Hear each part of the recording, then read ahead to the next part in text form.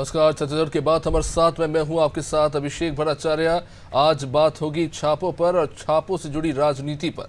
छत्तीसगढ़ में शराब लॉबी पर पड़े छापों के बाद राजनीति अपने चरम पर है।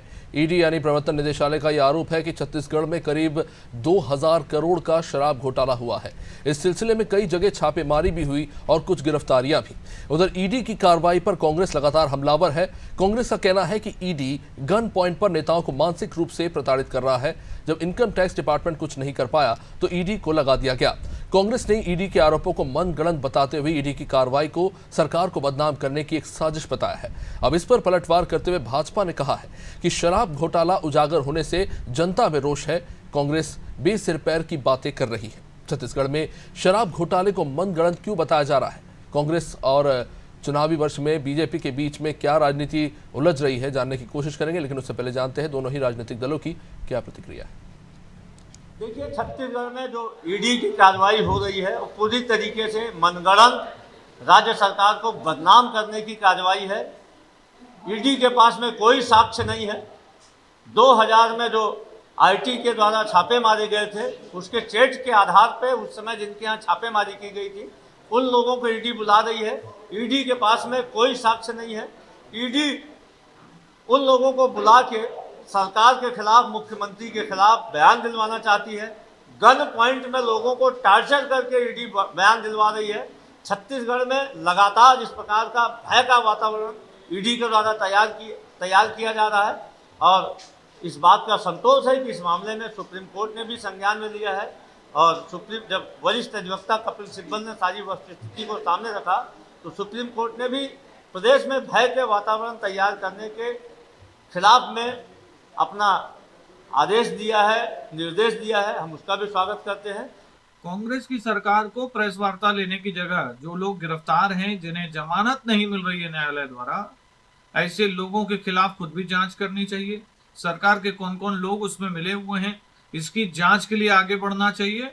बड़े से बड़ा पदाधिकारी, मंत्री, मुख्यमंत्री अगर इसमें इन्वॉल्व है, अगर आप भ्रष्टाचार के खिलाफ हैं तो आप उनका इस्तीफा करवा दीजिए। ये प्रेस कॉन्फ्रेंस लेने से कुछ नहीं होगा कि ईडी दबाव डाल रही है। अभी कुछ दिनों पहले ही महापौर एजाज ढेबर जी ने बयान दिया था, पब्लिक डोमेन में है, कि ईडी बहुत अच्छे से पूछताछ कर रही है, कोई दबाव नहीं डाल रही है। लेकिन अगर किसी को लगता है कि ईडी ने दबाव डाला तो वो कोर्ट में अपनी बात रह सकता है। राजनीतिक दल के प्रेस वार्ता लेने का ये विषय कहां से है? सवाल यह है कि 2000 करोड़ रुपए का जो घोटाला हुआ है वो राशि किसमें बटी है, वो पैसा जनता को कैसे वापस मिलेगा, इसको लेकर के कब प्रेस वार्ता करेगी कांग्रेस? कौन बांटा, किसने बांटा और कैसे बांटा, इस पर चर्चा करेंगे। सबसे पहले हमारे साथ इस पर जुड़ रहे चर्चा में देवदत्त साहब हमारे साथ जुड़ रहे हैं, वरिष्ठ पत्रकार, साथ ही साथ अभिनव बरोलिया कांग्रेस से हमारे साथ, और गीत धीर हमारे साथ बीजेपी से हैं। बहुत बहुत स्वागत। सबसे पहले देवदत्त जी, सवाल एक ही है, क्योंकि देखने को ये मिल रहा है कि एक आंकड़ा उठाकर रख दिया जाता है 2000 करोड़, 4400 करोड़, और फिर हम इसके इर्द गिर्द एक राजनीति होते हुए देखते हैं। एक के बाद एक सुनवाई होती है, लगातार कई गिरफ्तारियां हो चुकी हैं। आप इसे किस तरह से देख रहे हैं? क्योंकि सेम वही पैटर्न हम देख रहे हैं। हम दिल्ली में भी हमने ये पैटर्न देखा, ईडी और सीबीआई जांच करती है और उसके बाद एक के बाद एक आम आदमी पार्टी प्रेस कॉन्फ्रेंस करने लगती है। आज हम सेम स्थिति कांग्रेस के साथ भी देख रहे हैं।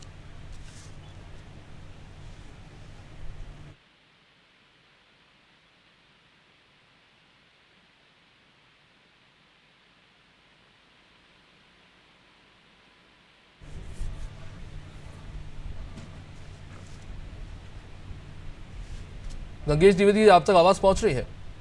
जी नमस्कार। जी सर, नमस्कार। जी जी जी मैं अपना सवाल दोहरा देता हूं कि एक के बाद एक लगातार आरोप लग रहे हैं और गिरफ्तारियां हो रही है। कॉमन पैटर्न नजर आ रहा है कि आपको लग रहा है कि आगे जिस तरह से दिल्ली में गिरफ्तारियां हुई थी अब छत्तीसगढ़ में भी शुरू हो जाएंगी? निश्चित तौर पर अभी ये जो गिरफ्तारियां लाइन से हो रही है इसमें तो इस तरह का नजर आ रहा है, और खासतौर पे ईडी इस पे एक के बाद एक बयान भी जारी कर रहे हैं। जहाँ तक कि अभी उन्होंने बताया कि अभी पहले जो 2 दिन पहले बयान जारी हुआ 2000 करोड़ घोटाले का बयान आया, फिर उसके बाद यह आया कि पड़ोसी राज्य है झारखंड, उससे 2 गुना बड़ा घोटाला है यहाँ, उसका गिरफ्तारियां हुई है लाइन से। और हो सकता है इसमें पैटर्न में कहीं ना कहीं आगे जाके शिकंजा और कसे, तो जो पैटर्न बन रहा है उसमें कहीं ना कहीं दबाव दिखाई दे रहा है। और इस बीच में मैं एक चीज को उल्लेख करना चाहूंगा कि लगातार इसमें कार्रवाई के बीच में जो राशि की बात कही जा रही है, मुख्यमंत्री भूपेश बघेल ने तो इसे मनगढ़ंत कह दिया। वहीं महापौर है और यहाँ के उन्होंने ये सवाल किया कि भाई अगर 2000 करोड़ रुपए का घोटाला है तो पैसा कहाँ, वो भी जब्त कर देगा या उस पर कुछ हिसाब किताब ईडी को दिखाना चाहिए कि ये इस जगह पे है, या जब्त भी होना चाहिए पैसा, ये कहाँ या पैसा वो भी दिखाना चाहिए। तो जो पैटर्न भी बन रहा है उस पर लगातार ईडी शिकंजा कसी और भी जो डिस्टिलर है उनको भी गिरफ्तारी कर, उनकी भी गिरफ्तारी हो रही है। तो लगातार जो पैटर्न बन रहा है निश्चित तौर पर आगे इस पर कार्रवाई होती रहेगी। लेकिन गंगेश जी, ऐसे भूपेश बघेल कह रहे थे कि ये मामला ईडी का बनता ही नहीं है, अगर जांच भी करनी थी तो इस पे सीबीआई जांच कर सकती थी या ईओडब्ल्यू कर सकती थी, ये मामला बनता ही नहीं है ईडी का। आप इस पर क्या कहना चाहेंगे, क्योंकि पीएमएलए के मामले में जांच करती है ईडी? देखिए, मनी लॉन्ड्रिंग वाला मामला होता है तो ईडी इस पे जांच करती है। अगर इसमें पैसे के बड़े पैमाने पर पैसों के अवैध लेन देन है, जैसा कि ईडी बोल रही है, तो उसमें बनता है मुझे मेरे हिसाब से मनी लॉन्ड्रिंग वाला केस ईडी देखती है वैसा। और सीबीआई वगैरह जो है क्रिमिनल ऑफेंस है या इस तरह की चीजों को देखती है। आर्थिक अपराध ज्यादातर ईडी के खाते में आते हैं, तो इस हिसाब से ईडी की जांच गलत नहीं है एक तरह से। लेकिन ये उसको प्रूफ भी करे और उसको ले जाके कोर्ट तक ले जाके उस पर अपने सबूत पेश करे, उस पर कोर्ट फैसला करेगी एक्चुअली क्या हो रहा है, मतलब उनकी जांच पे सच्चाई है या आरोप यही इसी तरह के चल रहे हैं। क्योंकि ईडी पे भी लगातार आरोप लग रहा है कि केंद्र सरकार का इस्तेमाल कर रही है। देश भर में 3000 से अधिक छापे पड़े हैं, वो भी एक बड़ा उदाहरण है। इसको लेकर लगातार विपक्षी लोग सवाल करते हैं। किसी भाजपाई के घर में ईडी का छापा आज तक नहीं पड़ा, ये भी एक बड़ा सवाल है कि भाजपा के खिलाफ छापा क्यों नहीं पड़ा। ये एक बड़ी वजह है। जी इसको लेकर जी मैं आपके पास आना चाहूंगा, क्योंकि एक नंबर दे दिया गया है 2000 करोड़ और इसके इर्द गिर्द राजनीति हो रही है। लेकिन कोर्ट में जो ईडी का बयान है उसमें यह कहा गया है कि जिस कंपनी को कॉन्ट्रैक्ट दिया गया था हॉलोग्राम बनाने का, जो शराब की बोतल पे लगती है, उसी कंपनी के द्वारा अलग से फर्जी हॉलोग्राम भी बनाए गए जो डायरेक्ट डिस्टिलरीज को दे दी गई और डिस्टिलरीज ने उन्हें लगाया। फिर डिस्ट्रीब्यूटर्स के द्वारा इनका सप्लाई हुआ जो सरकारी शराब के ठेके हैं वहाँ पर, और वहाँ से डिस्ट्रीब्यूशन हुआ। और बहुत डिटेल में उन्होंने एक्सप्लेन किया है कि इसमें पीएसयू से लेके जो आपके चीफ सेक्रेटरी है, आबकारी विभाग के कर्मचारी है, सब इन्वॉल्व है, डिस्ट्रीब्यूटर से लेके हर एक चीज़।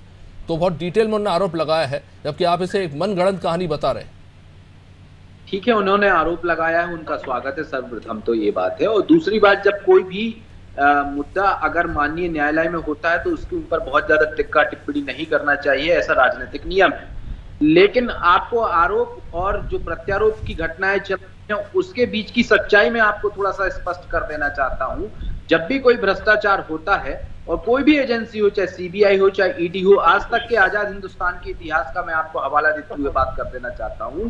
तब जब ये कार्यक्रम होता है तो वह इस चीज को प्रेस कॉन्फ्रेंस करके स्पष्ट करती है कि किसने किया है, कितना किया है, कहां गया है, कहां नहीं गया है, कहां रखा हुआ है, 2000 करोड़ कहां से मिलेगा और कैसे 2000 करोड़ का हुआ और कैसे 2000 करोड़ की रिकवरी होगी, जो आज दिनांक तक ईडी ने नहीं किया।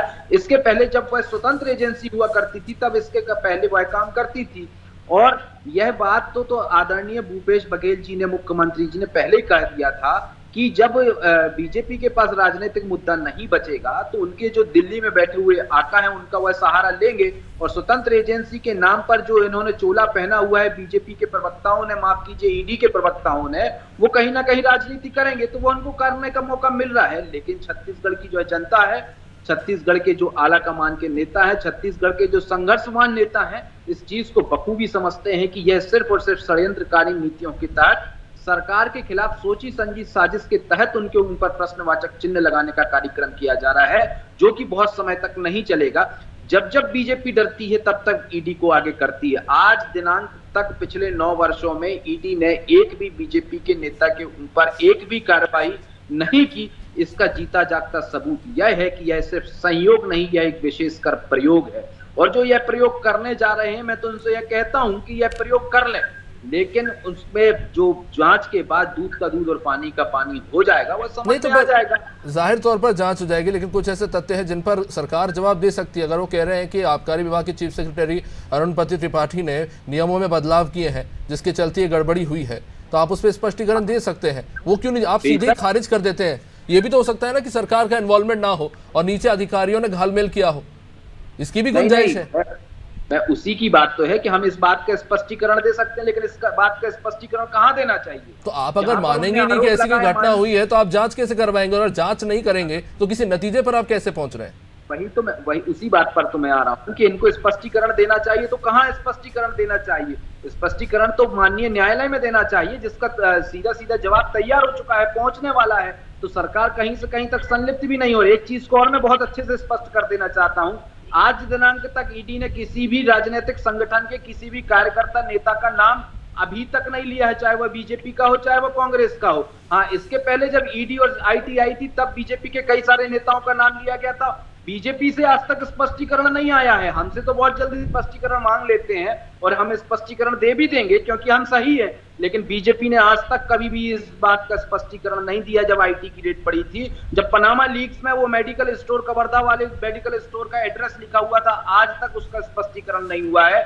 आज से अधिक संपत्ति के मामले में आज तक किसी बीजेपी के नेता ने स्पष्टीकरण नहीं दिया है, लेकिन हम वादे के साथ कहते हैं कि हम अवश्य स्पष्टीकरण देंगे क्योंकि हम जनता जनार्दन के बीच वाले लोग हैं और पाक साफ स्वच्छ लोग। चलिए, बीजेपी से राहुल टिकरिया में हमारे साथ है। राहुल जी, एक बात तो लगातार बार बार सभी बोल रहे हैं कि ईडी और सीबीआई को बीजेपी के नेता और उनके ठिकाने नहीं दिखाई देते, बाकी तमाम विपक्षी दलों के और उनके राज्यों में लगातार छापे पड़ते रहते हैं। सबसे पहले उस पर जवाब चाहूँगा, और दूसरा ये कि हालांकि कांग्रेस कह रही गन पॉइंट पर जो है उनके अधिकारियों को धमकाया जा रहा है, नेताओं को धमकाया जा रहा है, लेकिन मेरा ये सवाल है कि सुप्रीम कोर्ट ने भी इस बारे में टिप्पणी की है कि आप कार्रवाई कीजिए, आप डराना मत कीजिए, डर का माहौल बनाना बंद कीजिए। देखिए, सबसे पहले तो ईडी का दुरुपयोग की बात कर रहे हैं। मैं स्पष्ट करना चाहूंगा कि जिस स्वतंत्र संस्था का स्थापना कांग्रेस की पार्टी ने किया, आज उसी संस्था के ऊपर से इनका विश्वास उठ गया है। उसका कारण है कि लगातार जिस प्रकार से भ्रष्टाचार इस सरकार में निकल के सामने आ रहे हैं। आज तो आप शराब घोटाले के विषय में अंशुल जी इस प्रकार से बातें किए, मगर क्या कोल घोटाला वाले विषय में बात किए, उसमें क्या अभी तक स्पष्टीकरण नहीं दिया गया है? साल भर हो रहे हैं मामले को, और आज भी मुख्यमंत्री जी के सचिव गिरफ्तार है, कई IAS गिरफ्तार है, तो ये मामला में क्या स्पष्टीकरण नहीं दिया गया? और रही बात जो अभी शराब घोटाले में 2000 करोड़ का शराब घोटाला हुआ है, उनके द्वारा जो ईडी के द्वारा चार्जशीट अभी तक जमा की गई है कोल घोटाले से लेकर अब तक सप्लीमेंट्री के रूप में 8000 पेज से अधिक की वो चार्जशीट रही है, जिसमें स्पष्ट लिखा है कि ये जो अनवर ढेबर है ना सिर्फ नकली शराब का अवैध रूप से सप्लाई करता था, उसके अलावा उसमें जॉब प्लेसमेंट मतलब शराब की दुकानों में कौन कौन वर्कर रहेगा उसका भी पूरा अभिषेक जी एक बात अनवर ढेबर करता था। उसके अलावा वहाँ पे गार्ड की भी व्यवस्था अनवर ढेबर करता था। आप अंशुल जी जरा शांति से सुनिए। अंशुल जी, मैंने आपको टोका नहीं है। अंशुल जी, मैं आऊंगा जी, बोलिए राहुल जी, आप बोलिए। रही बात लगातार जिस प्रकार से सरकार में घोटाले निकल के आए, चाहे कोल घोटाला हो, चावल घोटाला हो, तबादला घोटाला हो, रेत घोटाला हो, सीमेंट घोटाला और ये शराब घोटाला, और आने वाले समय में PSC घोटाला और SI घोटाला भी निकल के सरकार में आएगा। तो लगातार जो घोटाले निकल के आ रहे हैं वो उसमें इनके पेट में दर्द हो रहा है। और ये जो कहते हैं कि हम दुरुपयोग कर रहे हैं, तो स्वतंत्र एजेंसी है, उसका नहीं, पर राहुल जी ऐसा लगता है छत्तीसगढ़ में घोटालों का टेबल टेनिस मैच चल रहा है, क्योंकि आप कोल घोटाले का आरोप लगाते हैं, कांग्रेस रमन सरकार के कोल घोटाले निकाल लाती है, आप शराब घोटाले का आरोप लगाती है, वो रमन सरकार के ले आते हैं। अब PSC की बात हो रही थी तो उसमें भी एक नई लिस्ट जारी कर दी कांग्रेस ने, तो ये समझ में नहीं आ रहा है। बिल्कुल, मैं एक ही चीज कहना, आज SI का एक घोटाला सामने आया है, SI भर्ती में घोटाला सामने आ गया है, तो हो सकता है 2 दिन बाद आपके चैनल में उस विषय में डिबेट में बैठे। मैं आपको एक चीज स्पष्ट करना चाहूंगा कि जिस प्रकार से ये जो घोटाले आ रहे हैं और ये आरोप लगाया जा रहा है कि हम दुरुपयोग कर रहे हैं, तो हम कौन होते हैं दुरुपयोग करने वाले? अगर चोरी किया है, चोर पकड़ा है, उसको बचाने निकली है कांग्रेस की पार्टी। चलिए ठीक है, अंशुल जी आप कुछ बोल रहे थे। मैं यह कह रहा था कि जिस चार्जशीट का हवाला दिया गया है, क्या राहुल टिकरिया जी वह चार्जशीट को सार्वजनिक कर सकते हैं? ईडी का सबसे पहला नियम यह होता है कि चार्जशीट को कभी सार्वजनिक किया ही नहीं जाता है, किसी व्यक्ति विशेष को बताया जाता है। मैं तो ईडी पर और राहुल टिकरिया जी पर यह प्रश्न खड़ा करना चाहता हूँ इस जिम्मेदार के माध्यम से, के बारे में राहुल टिकरिया जो BJP के ऑफिशियल प्रवक्ता हैं, यह उनको कैसे पता चल गया, जबकि ईडी यह कहती है कि हमारी चार्जशीट पता होना चाहिए, आपको भी पता होना चाहिए चार्जशीट में क्या क्या लिखा है, किसके किसके ऊपर आरोप है, ये लिखा है, ये आपको पता होना चाहिए।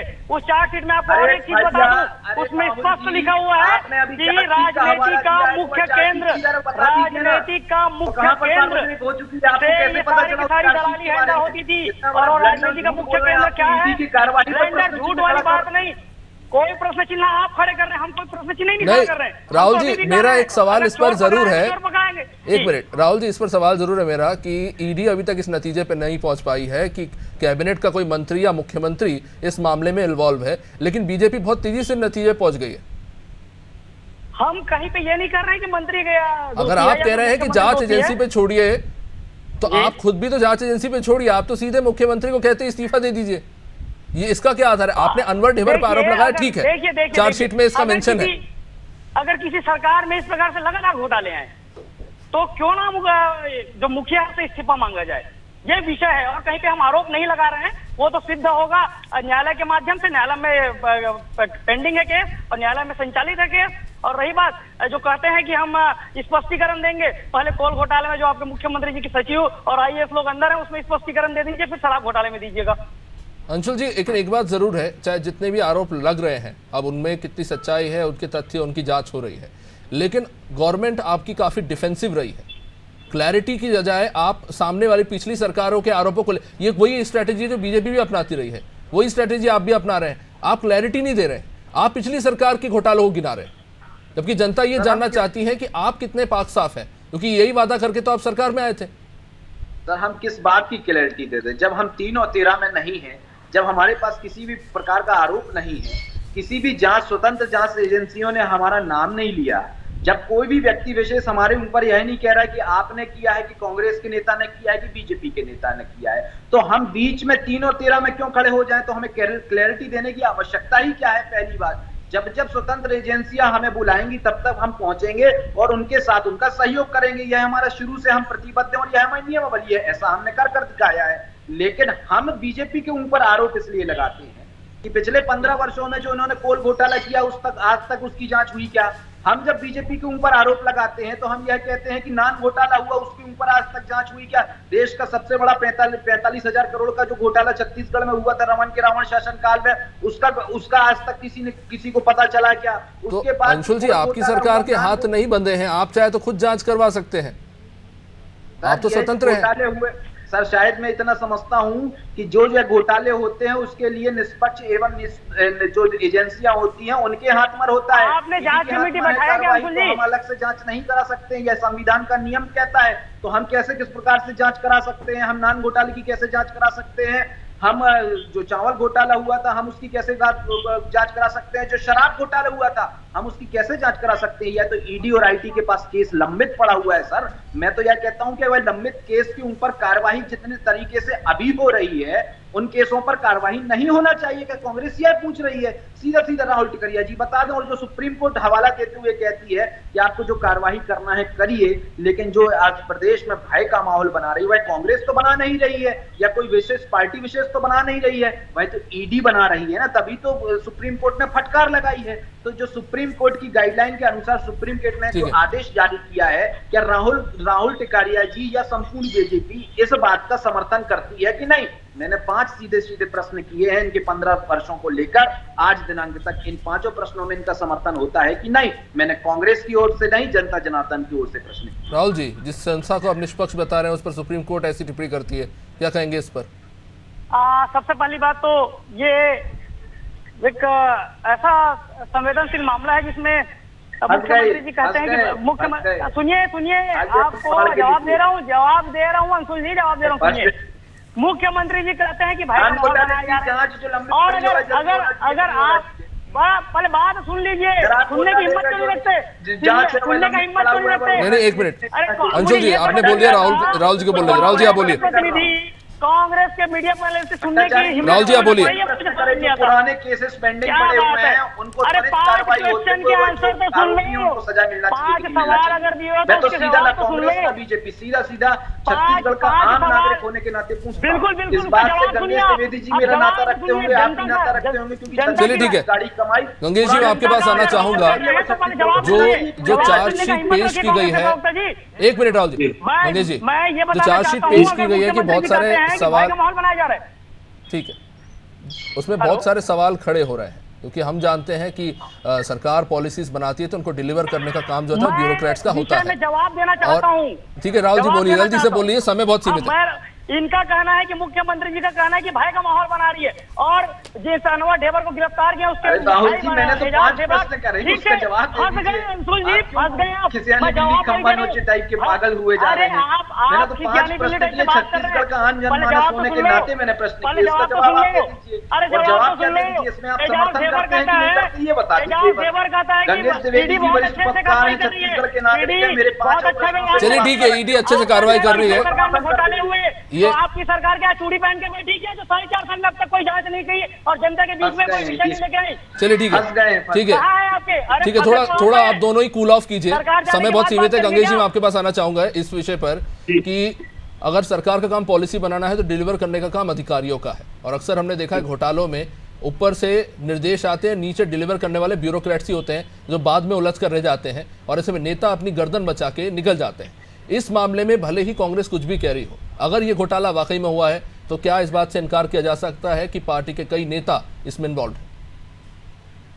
निश्चित तौर पर देखिए, इसमें दोनों ही पार्टियों का इन्वॉल्वमेंट हो सकता है, क्योंकि शुरुआत तो जो है पिछली सरकार ने की थी। इसको ये व्यवस्था जो है सरकार शराब बेचेगी, इसके पहले छत्तीसगढ़ में प्राइवेट पार्टियां शराब बेचती थी, और वो व्यवस्था बदल के सरकार के हाथ में लिया गया। शराबबंदी की बात पिछली सरकार में होती थी, लेकिन उन्होंने ये बोला कि हम अपने हाथ में शराब को बेचने काम लेंगे और धीरे धीरे दुकानों को बंद करेंगे। लेकिन सरकार में बदल गई, कांग्रेस आई, कांग्रेस ने उसी व्यवस्था को लागू रखा। अब उस व्यवस्था को लागू रखने में निश्चित तौर पर कहीं ना कहीं संरक्षण तो प्राप्त हुआ होगा, जैसा कि ईडी भी बोल रही है, इसमें राजनीतिक संरक्षण प्राप्त है नेताओं का। तो मुख्य व्यापारी के रूप में अनवर ढेबर की बात जो आ रही है, उनको राजनीतिक संरक्षण प्राप्त करने की बात भी बताई जा रही है। साथ ये भी कहा जा रहा है कि जो पैसे उन्होंने बांटे हैं वो उसमें से बड़ा हिस्सा पॉलिटिकल मास्टर के हाथ के पास पहुंचा है। तो ईडी को इसका भी पता लगाना चाहिए कि पॉलिटिकल मास्टर कौन है, वो भी स्पष्ट होनी चाहिए। अगर पॉलिटिकल मास्टर का जिक्र कर रहे हैं वो, निश्चित तौर पर कहीं ना कहीं उनका सुराग होगा, लेकिन चूंकि सबूत नहीं है इसको बोल नहीं पा रहे हैं। इसमें निश्चित और राजनीतिक इन्वॉल्वमेंट तो है, बिना राजनीतिक संरक्षण इतना बड़ा घोटाला नहीं हो सकता जी, निश्चित रूप से। चलिए, समय अब इजाजत नहीं देता इस चर्चा को आगे बढ़ाने का। बहुत बहुत शुक्रिया, आप सभी ने अपने विचार रखे। जांच अभी भी जारी है, लेकिन उससे भी ज्यादा चरम पर इस मामले को लेकर राजनीति देखने को मिल रही है। कई अधिकारी गिरफ्तार हो चुके हैं, कईयों पर गंभीर आरोप है, चार्जशीट दायर हुई है और कई और लोगों के नाम भी इसमें लिए जा रहे हैं। लेकिन एक तरफ कांग्रेस है जिन्होंने कहा कि ज़बरदस्ती इस मामले में उनके पार्टी के नेताओं को उलझाने की कोशिश हो रही है, वहीं दूसरी तरफ भाजपा ने इसे राज्य का एक बड़ा घोटाला बताया है। अब जांच के बाद ही खैर स्पष्ट होगा कि कितना बड़ा ये घोटाला, इनमें कौन कौन लोग संलिप्त है। लेकिन जाहिर तौर पर कहीं ना कहीं इससे राजनीतिक दलों की छवि पर प्रभाव पड़ रहा है। फिलहाल इस कार्यक्रम में इतना ही। देखते रहिए अनादि टीवी। नमस्कार।